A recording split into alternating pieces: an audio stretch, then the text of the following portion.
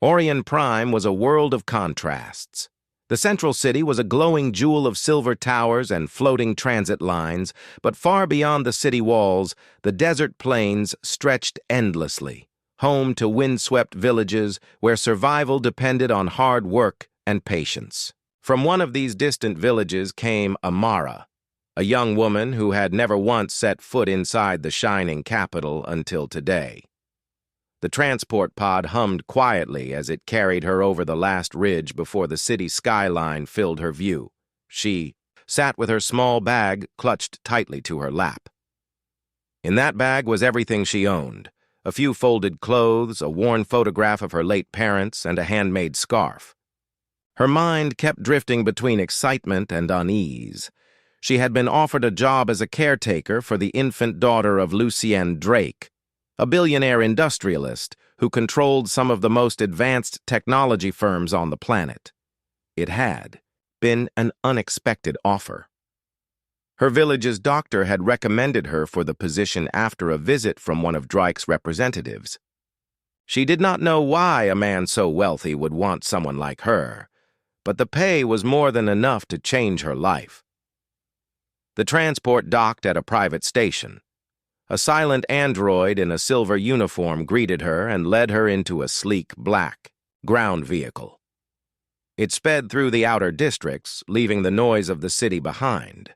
Soon the roads curved upward into a lush hillside where a single sprawling mansion overlooked the ocean. The mansion itself seemed like something out of a dream. Walls of glass reflected the bright sky, and the structure curved in smooth arcs of white alloy. Water flowed gently through channels in the garden, and tall trees swayed in the coastal breeze.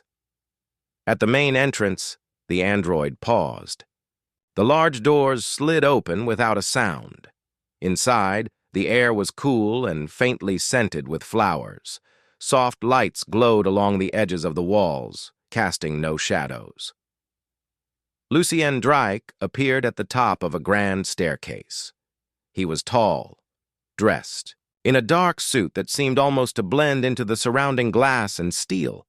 His hair was neat, his eyes sharp as if they missed nothing. "You must be Amara," he said. His voice was calm but carried a weight of authority. "Welcome to my home."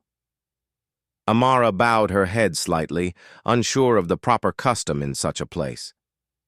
"Thank you, sir. I will do my best to care for your child." He studied her for a moment. "You will be looking after Ilara, my daughter. She is only 6 months old. Her mother passed away shortly after she was born, so I want the best care possible.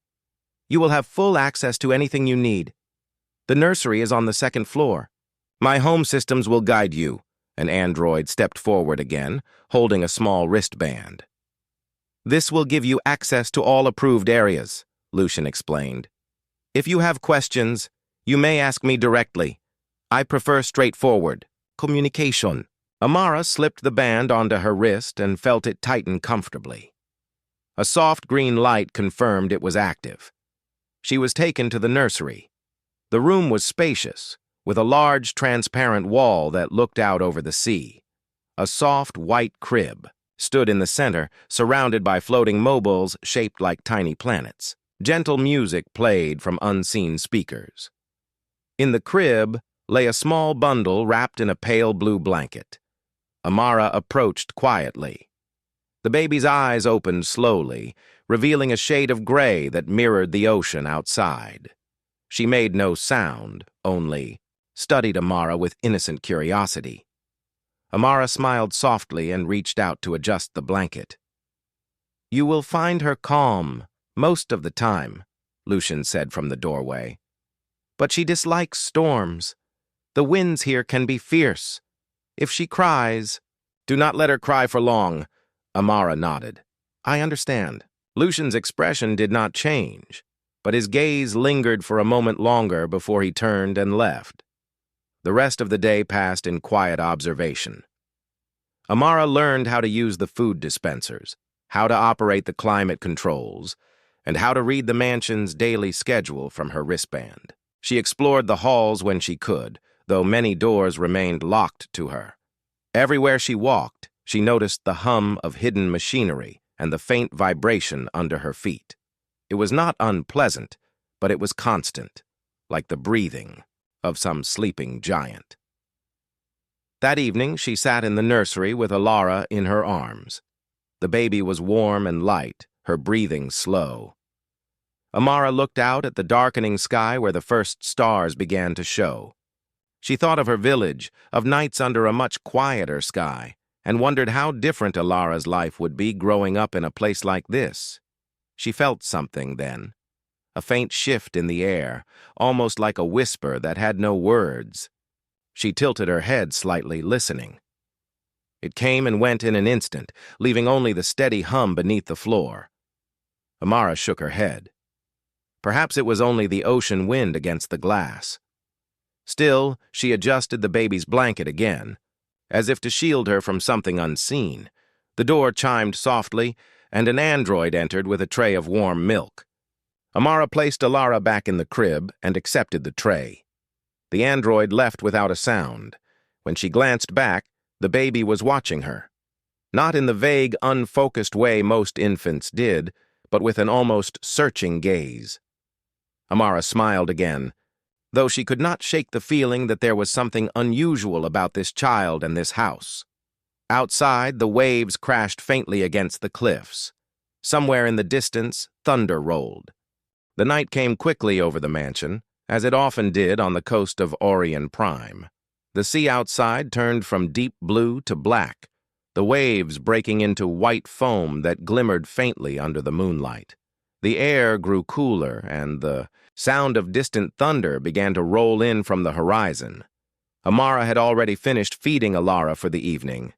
The baby was now lying in her crib, blinking slowly as her eyelids grew heavy. Soft music floated through the room, and the light dimmed to a warm glow. Everything seemed calm.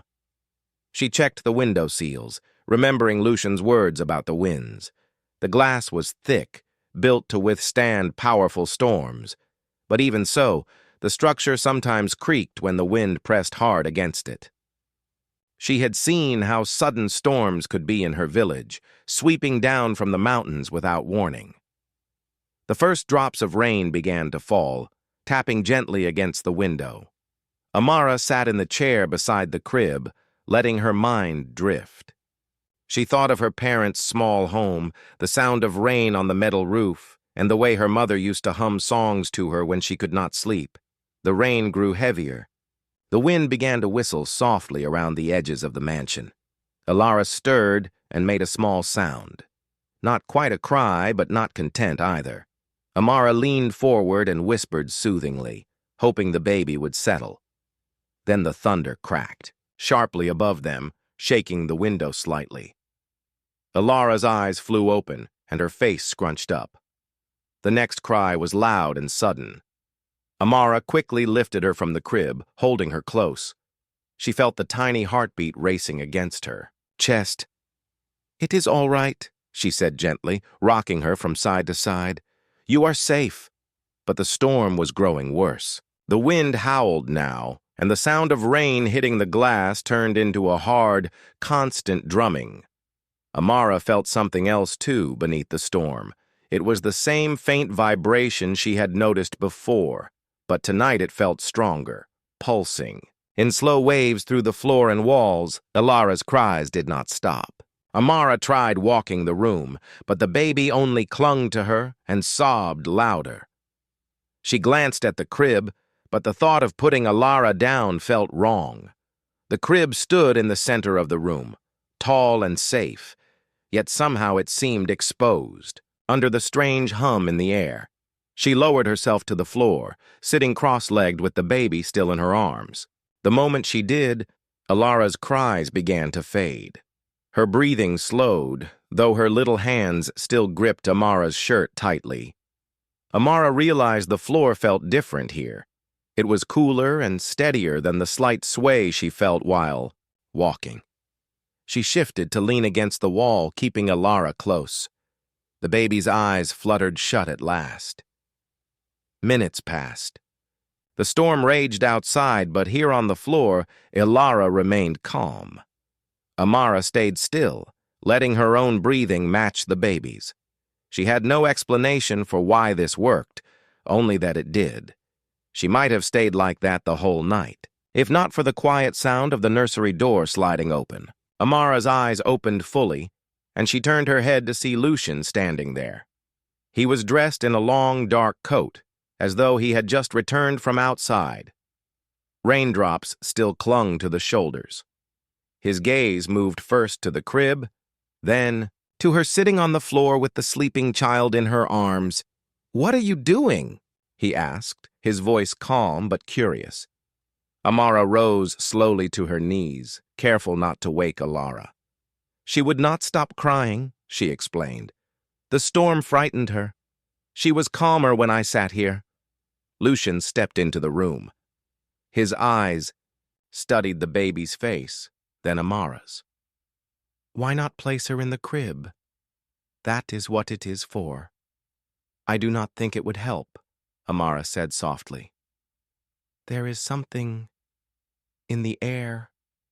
It is more than just the wind. She feels it. When I hold her here against the floor, it is quieter for her."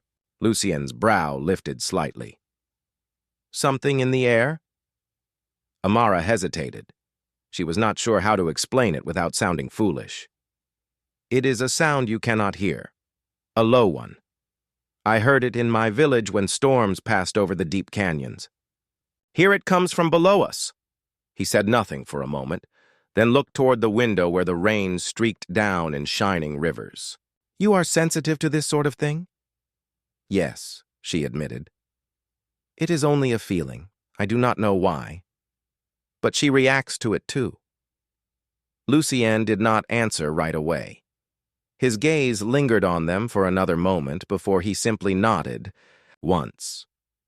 "Very well. Keep her comfortable. If the storm keeps up, I will have the systems check for structural vibrations." He turned and left as quietly as he had come. Amara stayed where she was, the baby still warm and sleeping in her arms. She wondered what he thought of her explanation, and whether he believed it at all. But it did not matter. Alara was peaceful, and that was her only concern. Hours later, the storm began to weaken. The rain softened, and the wind lost its edge. Amara gently placed Alara back in the crib. The baby shifted, but did not wake. Amara stretched her legs and stood, feeling the stiffness in her muscles from sitting so long. She turned off the soft music and dimmed the lights further before stepping out into the hallway. The air was quiet. Now, the faint vibration barely noticeable.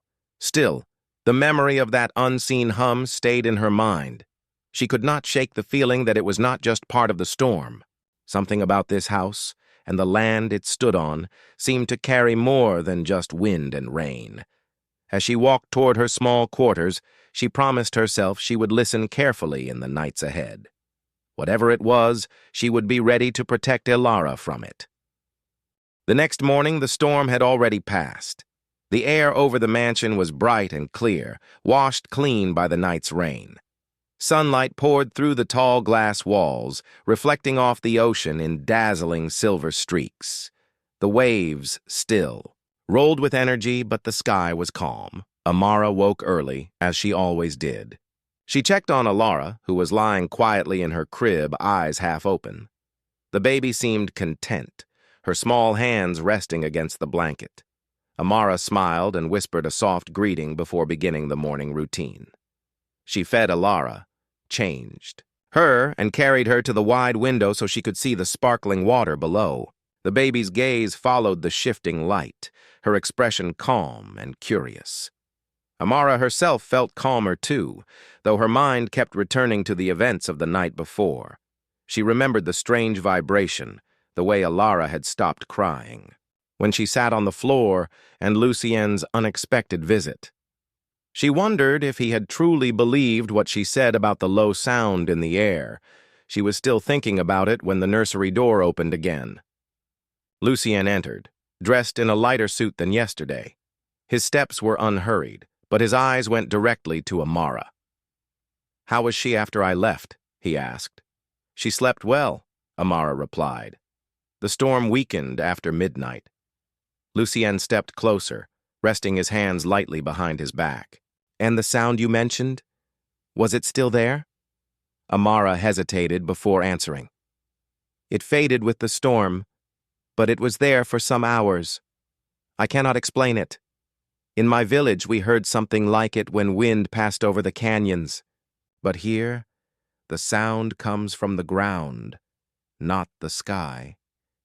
Lucien studied her face as she spoke, as though measuring her words. You are certain? Yes, she said simply. I am certain. It is not just the wind. He nodded slowly, then glanced toward the crib. Ilara has been unsettled during storms before. I have had engineers check the house more than once, but they found nothing unusual. Still, you say you can feel it. I do not just feel it, Amara replied. I hear it. Not in the way most people hear.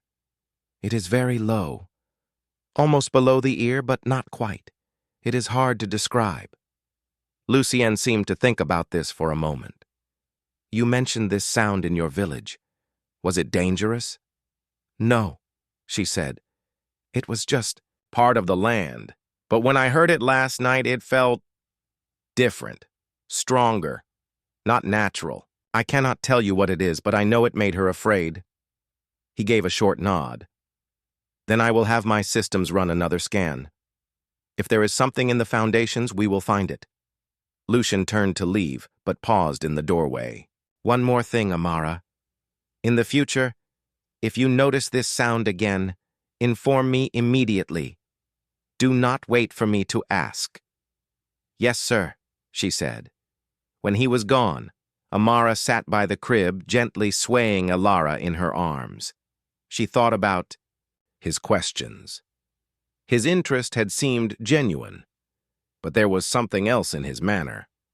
Perhaps curiosity, perhaps suspicion. She could not tell which. The day passed quietly. Amara followed the schedule displayed on her wristband, walking with Ilara in the garden when the sun was high, singing softly to her during the afternoon nap, and feeding her when the mansion's kitchen androids brought warm milk.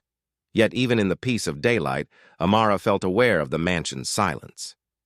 It was not empty silence, but one that seemed to hold something beneath it, a quiet waiting. Every so often she would pause and listen, almost expecting to hear the low hum again. Later in the afternoon, while she was rocking Ilara near the window, one of the household androids approached with a message. Mr. Drake requests your presence in the lower study. Amara glanced at Ilara, now sleeping, and carefully placed her back in the crib. The android assured her that a security drone would monitor the nursery in her absence. She followed the android through long hallways she had not yet explored. The lower study was unlike the open, bright rooms upstairs. It was lined with shelves of books, real paper ones, and dimly lit by golden lamps. Large screens displayed streams of data she could not read. Lucien was seated at a desk, looking over a holographic map of the mansion's structure. He motioned for her to come closer. This is the scan from last night, he said. The hologram rotated, showing layers of walls, floors, and foundations. We found no structural faults, no loose panels, no shifting materials. However, he tapped the display, and a faint red ripple spread across the image. There was an unusual energy reading between midnight and 2 in the morning. It came from beneath the east wing, the wing where the nursery is located. Amara's eyes followed the ripple as it pulsed again. That is where the sound was strongest. Lucien gave her a sharp look.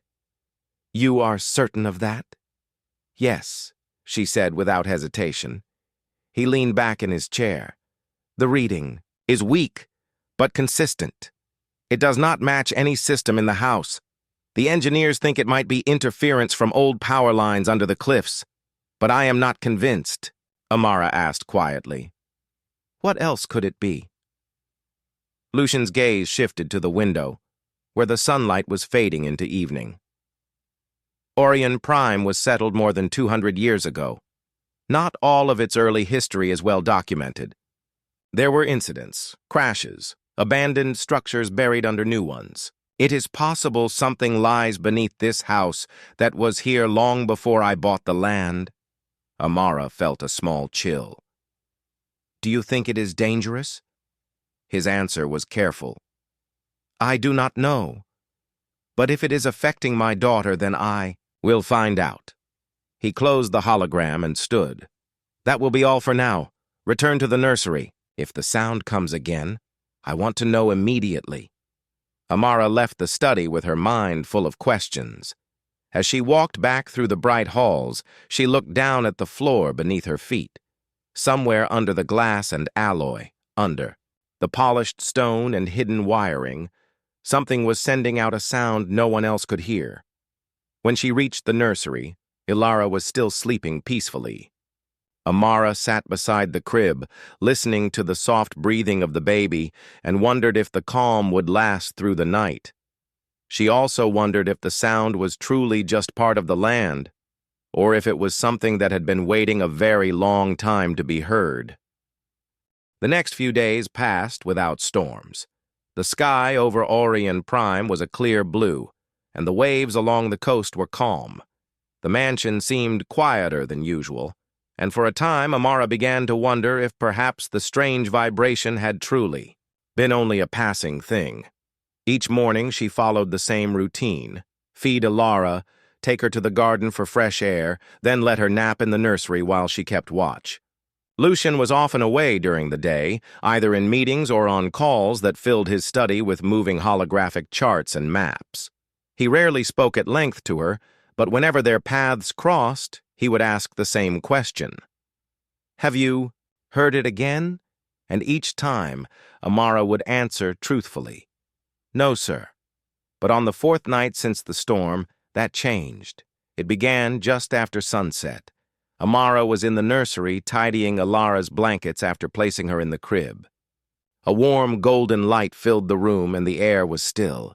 She was humming softly when the faintest tremor touched her feet. It was so light she might have missed it, but she froze instantly, listening. There it was.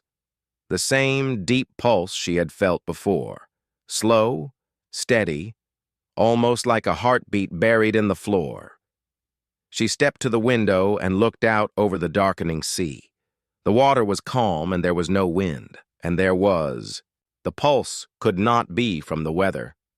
Ilara stirred, her face scrunching as if she sensed it too. A small cry escaped her lips. Amara quickly lifted her, holding her close. It is all right, she whispered. But the child's breathing quickened, and she clung tightly to Amara's shirt. Amara carried her to the far corner of the nursery and sat down on the floor, just as she had during the storm. The baby calmed slightly, but the pulse in the floor seemed stronger here than before. She reached for her wristband and tapped the small communication icon. Sir, the sound is here again, she said when Lucien answered. I will be there. In a moment, came his reply. Less than a minute later, the nursery door opened and Lucien entered. His eyes went first to Ilara, then to Amara's face. You feel it now? He asked. Yes, Amara said. It is stronger than last time. Lucien crossed the room and stood still, as though trying to sense it himself. His gaze dropped to the floor, but he did not speak for several seconds. I cannot hear it, he admitted. But I trust your word. The sensors are already recording. He tapped his own wrist device, and a small silver drone floated into the room. It hovered just above the floor, tiny blue lights flickering along its surface. The drone moved slowly across the room, pausing in several spots as if sniffing the air. It gave a soft chime, and Lucian's eyes narrowed. It is picking something up, he said. A repeating signal, very low frequency, lower than most human hearing. Amara adjusted Ilara in her arms. So it is not my imagination. No, Lucien replied. It is real, and it is not coming from any system in this house. He crouched down beside her. Can you tell where it is strongest? Amara closed her eyes for a moment and listened. The pulse seemed to rise from beneath, her, not from the walls. Here, she said, tapping the floor just beside where she sat. It feels like it comes from below this point. Lucien stood. This part of the floor is over the old foundation. When the mansion was built, the rock beneath was too hard to remove completely. Some of it was left untouched. The drone chimed again, as if confirming his words. Lucien glanced at the readout on his wrist. It is definitely below us. I will have a ground scan run tonight. He looked at Amara. Stay with her until it stops. If it changes in strength, call. Me again immediately. Amara nodded. Lucien left with the drone floating close behind. The nursery was quiet again, except for Alara's small breaths. The pulse in the floor continued for another hour before it slowly faded away. When at last the vibration stopped, Alara relaxed completely, her small fists unclenching. Amara placed her back in the crib and watched her for a long moment before allowing herself to rest in the chair. The next morning, Lucien called Amara to the study. On his desk, a holographic display showed a three-dimensional scan of the East Wing's foundation. In the center of the scan, deep in the stone, was a faint but distinct shape. This, he said, pointing at it, is the source of the signal. We do not know what it is yet, but it is metallic and it is old. Very old. It is buried deeper than the original builders went, which means it has been there far longer than the mansion has existed. Amara leaned closer to the image. What will you do? I will send a team to investigate, but they will have to work carefully.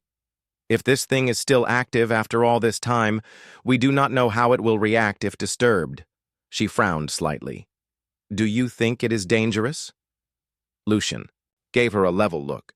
I think anything that can affect a child's senses without being detected by most instruments should be treated as dangerous until proven otherwise. He closed the display. For now, your task is the same. Watch her. Keep her calm. If you hear it again, tell me. Amara returned to the nursery with a heavier mind. She looked at Alara, who was lying peacefully in her crib, and thought about the shape buried beneath them. Whatever it was, it had been sending its pulse through. The stone for who knew how many years. It had been here long before she came, long before Lucien built his home. And now, for some reason, it had begun to make itself known. That night, as she prepared Alara for sleep, Amara found herself glancing at the floor more than once. She listened, carefully to the silence, wondering if it was truly gone, or if it was simply waiting for the right moment to return. The following morning, the mansion was unusually busy. Quiet service androids moved through the halls carrying tools and scanning devices. Lucien had called in a private excavation team, specialists he trusted from past projects. They arrived in small, sleek craft that landed silently in the garden, their uniforms marked with the emblem of Drake Industries. Amara kept Alara in the nursery, away from the commotion. She could hear faint sounds of equipment being set up in the east wing, below, but nothing loud enough to disturb the baby. Still, she noticed that Lucien checked in more than usual, asking if there had been any sign of the strange vibration during the night. She told him no. By midday, Lucien entered the nursery himself. He was dressed in a protective vest, and there was a faint dusting of stone powder on his gloves. We have reached the outer layer of the buried object, he said without preamble. It is made of a metal unlike anything in our records. Amara listened carefully. Does it still send the sound? Yes, Lucien said. Though it is faint now, the team thinks the pulse may grow stronger when storms pass overhead, as if the weather triggers it. That could explain why you noticed it most clearly during the last storm. He glanced toward Alara. I want you to see this, Amara. You were the first to sense it. Perhaps you will notice something we cannot. She hesitated. Is it safe? It is sealed and stable, he assured her. You will not touch it. Just look. A security drone arrived to watch over the nursery in her absence. Amara followed Lucian through the winding halls until they reached a service corridor that led deep below the east wing. The air grew cooler as they descended, and the hum of machinery echoed off the walls. At the end of the corridor, a large section of the floor had been carefully opened. Bright work lights illuminated the excavation pit. Inside, several engineers worked around a massive, curved object half buried in the stone. Its surface was smooth and black, almost glass-like, but faintly iridescent when the light struck it. Amara stood at the edge, looking down. The sight of it stirred something strange in her. Not fear, but a deep sense of recognition, as though she had seen something like it before in a dream. Lucian's voice broke her thoughts. The scans show it continues far deeper into the rock. We cannot yet tell if it is a complete structure or just a fragment. There is no corrosion, no marks of age, and yet the rock around it dates back thousands of years. One of the engineers called out from below. Sir, the energy reading just spiked. Lucian looked sharply at Amara. Do you feel anything? She closed her eyes and listened. The pulse was there, slow, steady, but much clearer than before. It resonated not just through the floor, but through the air, brushing against her senses like a low note from an invisible instrument. Yes, she said quietly. It is stronger here, almost like it is speaking. Lucian studied her expression. Can you make out a pattern? Amara shook her head. Not words, just a rhythm. But it feels like it is meant to be heard. The engineers continued their work, brushing away stone dust and adjusting their scanners. One of them placed a small sensor directly on the surface of the object. The instant it touched, the lights in the room dimmed for a fraction of a second, and the hum grew louder. Back. Away, Lucian ordered sharply. The engineer obeyed, pulling the sensor free. The hum faded back to its previous level. Lucian exhaled slowly. It reacts to direct contact.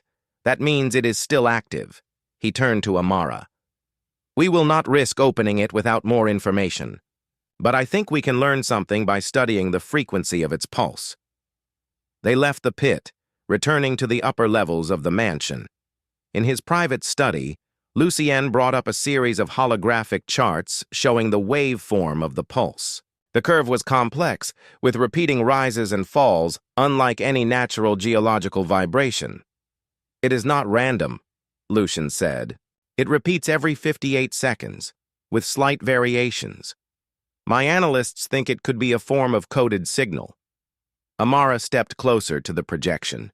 She could almost hear the hum in her head as she watched the moving line. If it is a signal, who is it for?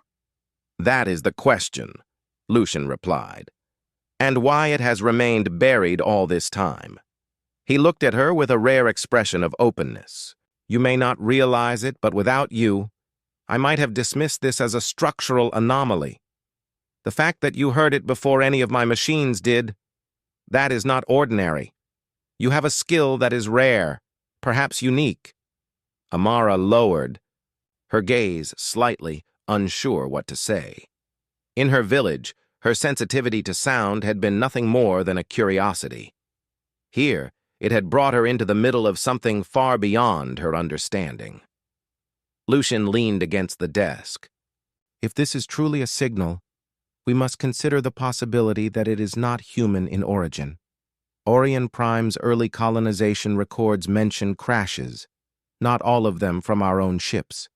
Some sites were lost to history or deliberately concealed. This could be one of them. The thought made Amara's skin prickle. And if it was not meant for us? Then we must be very careful, Lucien said, because it might not be finished sending its message. That night, back in the nursery, Amara sat in the chair by the crib, watching Alara sleep. The hum was not present, but she could still remember its rhythm clearly. It lingered in her thoughts like the echo of a song. She wondered what it meant, and whether the baby somehow understood it in a way neither she nor Lucien could. The memory of the buried shape, smooth and black under the lights, stayed with her long after the house had gone quiet. And somewhere deep below the mansion, hidden, in the ancient rock, the object waited. The mansion was quiet in the early morning. The sunlight spilled across the glass walls, casting soft reflections on the floors. Amara had fed Alara and laid her down for a nap in the nursery. She felt a strange mix of curiosity and concern as she remembered the black object buried beneath the east wing. Lucien arrived shortly after, wearing a reinforced suit and carrying a small toolkit.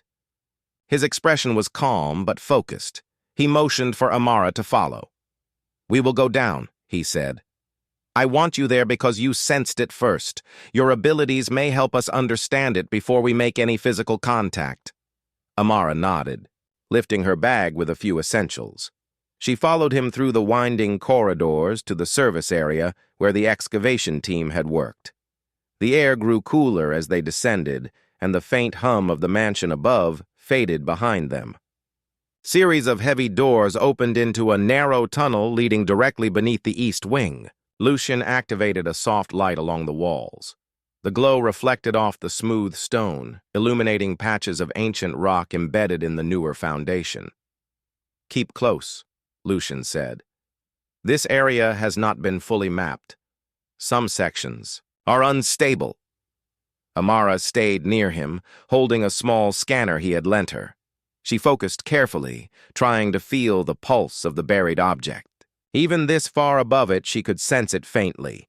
A rhythmic vibration, slow and deliberate. As they progressed, the pulse grew stronger. Amara felt it in her chest, subtle but unmistakable. The deeper they went, the more the rhythm seemed to interact with the air around them, brushing against her like a gentle wind no one else could feel. Finally, they reached the excavation pit. The engineers had cleared more stone, revealing the full curved surface of the object. It was larger than she had imagined, smooth and black, rising several meters from the foundation. Iridescent patterns shimmered faintly across its surface, moving as though alive. Lucien crouched near the edge, scanning the object with a handheld device. "The waveform matches exactly what we saw yesterday," he said. "It is still active. The deeper it goes, the stronger the signal, and it appears to extend far beyond the pit." Amara stepped closer, holding her scanner. The pulse was almost overwhelming here. She could feel it in her hands, in her arms, in her legs. The rhythm seemed deliberate, almost like it wanted to be noticed.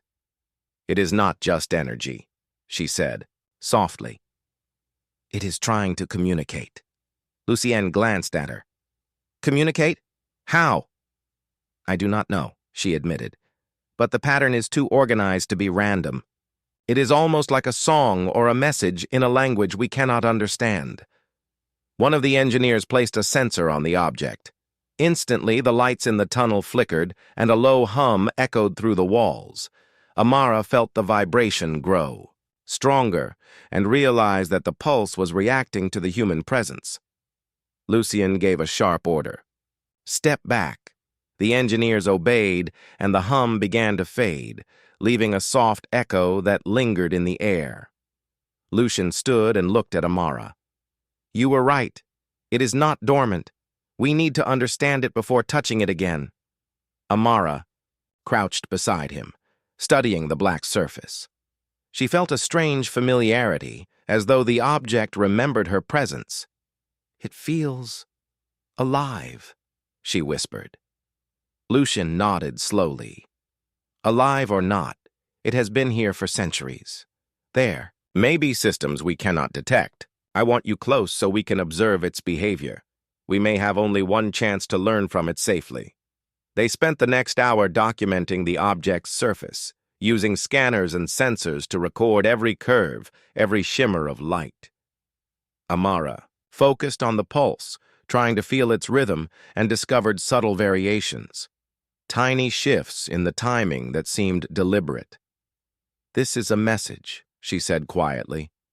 "I do not understand the words, but it is like it is telling us something important." Lucian looked at her with a rare seriousness. "If this is true, we must treat it with respect. We cannot assume it is a simple machine." As they worked, a sudden vibration ran through the floor. Amara's eyes widened. The pulse was changing, responding to their presence. The engineers froze. "Stay calm," Lucian ordered. "Do not touch it further." Amara focused, letting herself sense the pattern. She realized the pulse was not harmful. It was cautious.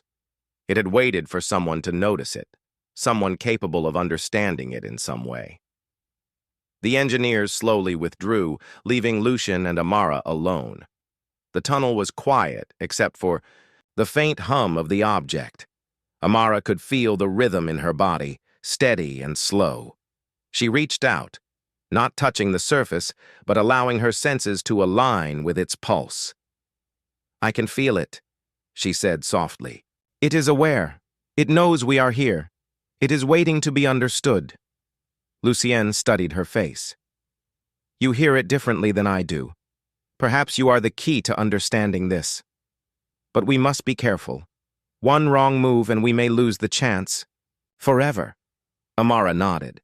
"I will pay attention to the rhythm. I will tell you if it changes." The hours passed as they observed the object together. Occasionally, the pulse grew stronger or shifted slightly. Amara noted every change, her senses tuned to the smallest variations. Lucienne monitored the readings on his devices, comparing them to her observations. By the time the sun began to set above the mansion, they had learned something important. The pulse was not random. It was a controlled signal. It seemed to respond to human presence, and more importantly, it responded to someone who could sense it in the right way. Lucienne finally spoke, breaking the quiet. "We cannot open it today. Not yet, but we have enough information to prepare. We will return tomorrow with more specialists and improved equipment. For now, we leave it alone and observe." Amara felt a mixture of relief and anticipation. The object had revealed part of itself, but much remained a mystery. She carried Alara back to the nursery, her mind still attuned to the pulse in her memory. The baby slept peacefully, unaware of the ancient presence beneath the mansion. As she watched over Ilara, Amara realized something. This object, buried for centuries, had chosen this moment, these people, to make itself known. And she knew instinctively that its message was far greater than anything they could yet imagine. The next morning, the mansion was alive with quiet activity. Engineers, scientists, and specialized technicians moved through the East Wing, preparing for the next phase of the investigation. Lucian had called in experts in ancient technology, sensing systems, and structural analysis. He wanted to understand the black object fully before attempting anything that could disturb it. Amara had stayed in the nursery, watching over Alara. She had learned to feel the object's pulse even from above, and this morning it was faint, but steady. She held the baby in her arms and focused, letting her senses align with the slow rhythm beneath the floor. The pulse seemed calmer, almost as though it was waiting for them to be ready. Lucien entered shortly after, his expression focused but softer than usual. "Are you ready?" he asked. Amara nodded. "Yes, I think I can help them understand it. Better today." He glanced at Alara, who was cooing quietly in Amara's arms. "I trust you completely. Let's proceed carefully." They descended to the excavation pit once more. The engineers had expanded the area slightly, creating a safer perimeter around the buried object. Sensors were placed around it, and holographic scanners hovered above, recording every angle. Lucienne crouched beside Amara, observing her reactions. Focus on the pulse. Describe every change you feel. The team will monitor your readings alongside the instruments. Amara took a deep breath. She let her mind tune to the rhythm beneath her, closing her eyes. The vibration was stronger now than it had been the day before, steady and deliberate. She felt the subtle variations, the tiny changes in pattern, and she began to speak. It is aware of our presence, she said softly. It is not hostile. It is cautious. The pattern changes when we move closer. It reacts to attention. Lucian nodded. Good. Keep observing. Do not touch it. Only guide us with your perception. The team below adjusted their scanners according to her descriptions. Slowly, the data revealed more of the object's structure. The black surface curved inward, forming an almost dome-like shape. Iridescent lines glimmered faintly, shifting as though following the pulse Amara described. Hours passed as the team worked carefully. Amara remained close, holding Alara, sensing each subtle change. Occasionally, the pulse would spike, and Amara would instruct the team to pause. Every reaction seemed to provide new information, and Lucian's devices recorded every detail. By mid-afternoon, a breakthrough occurred. One of the technicians suggested using a low-frequency harmonizer to match the rhythm Amara was sensing. The idea was to communicate with the object through resonance rather than force. Lucian agreed, and the harmonizer was activated. A soft vibration filled the pit, matching the pulse Amara had been tracking. Almost immediately, the black surface shimmered more brightly, the lines moving in intricate patterns across it. The pulse seemed to align with the harmonizer, and a strange warmth filled the tunnel. "It is responding," Amara whispered. "It wants to be understood." Lucian's eyes widened. "It is intelligent. Not a machine in the traditional sense, but a system designed to interact." The team observed as the harmonizer continued. The pulse began to vary in more complex patterns, almost like a conversation. Amara felt the vibrations flow through her, forming patterns she could sense and interpret in her own way. It was not speech as humans knew it, but a series of signals conveying attention, curiosity, and perhaps even a form of guidance. Lucian stepped closer to Amara. "You understand more than the instruments. Tell me what it is trying to convey." Amara focused. The rhythm shifted, subtle and careful. "It is showing safety. It is testing us. It wants to know if we respect it, if we are here to harm it or protect it. The pattern changes when we move with caution and care." Lucian looked at her in amazement. "It is remarkable. An ancient intelligence buried for centuries, waiting for someone to notice it and respond correctly." As the sun began to dip toward the horizon, the pulse gradually stabilized. The team had learned the object's outer form, its reactions, and its general purpose. It was a sentinel, designed to monitor and react to life around it. It had waited patiently, responding to those who showed respect and attentiveness. Lucienne finally addressed the team. "We will pause here. We have gathered enough data for now. No further excavation or contact until we fully understand it. This is not just a relic. It is a presence, and it deserves careful treatment." Amara felt a sense of relief. The object was not dangerous if treated correctly, and it had acknowledged their care. She looked down at Alara, asleep in her arms, and felt a deep connection between the baby, the object, and herself. Somehow, their presence had been recognized as gentle and protective. Later, back in the nursery, Lucian spoke to Amara privately. "You were essential today. Your ability to sense the pulse allowed us to understand more in a few hours than instruments alone could detect in weeks. I am grateful." Amara smiled quietly. "I only did what I could. Ilara and I are part of this too, I think. She reacted to it before I did." Lucienne nodded. "Perhaps she sensed it in a way neither of us fully can. Children often have instincts we lose with age. You and she together are extraordinary." That evening, the mansion was calm. The excavation area had been secured and the object remained buried but undisturbed. Amara sat by the window with Alara, watching the sun set over the ocean. The waves reflected the gold and orange of the sky, calm and steady. For the first time, since discovering the pulse, Amara felt a sense of peace. The object beneath the mansion was no longer a mystery to fear, but a presence to respect. And she realized something important. Sometimes the greatest discoveries are not about power or knowledge, but about understanding, patience, and care. Lucienne joined them at the window, standing silently for a moment, looking at the ocean and then at the two of them. "This experience has changed my perspective," he said finally. "We have learned that even in a world of technology and wealth, humility and attention to subtle life can be more important than any machine or device." Amara held Alara close, smiling down at the baby. "We only need to listen," she said, softly, and beneath the east wing, deep in the ancient rock, the black object pulsed gently, aligned with the quiet rhythm of life above it. It had waited centuries for someone to hear it, and now it had been understood.